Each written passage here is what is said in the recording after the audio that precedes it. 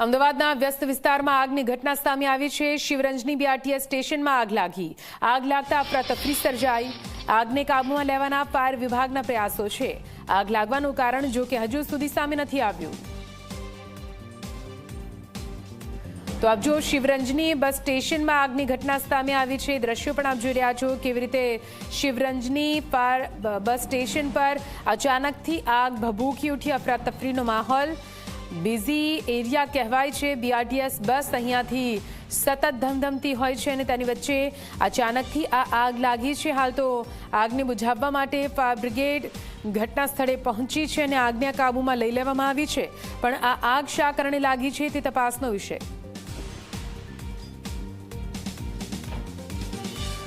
વધુ માહિતી સાથે સંવાદદાતા અર્પણ જોડાઈ ગયા છે। અર્પણ, આગ ક્યાં લાગી છે, કેવી રીતે લાગી આગ? નિધિ, હાલમાં જે પ્રાથમિક માહિતી મળી રહી છે તે મુજબ શિવરંજની બીઆરટીએસ સ્ટેશન છે કે જે સતત મુસાફરો અને બીઆરટીએસ ની બસથી ધમધમતું રહે છે।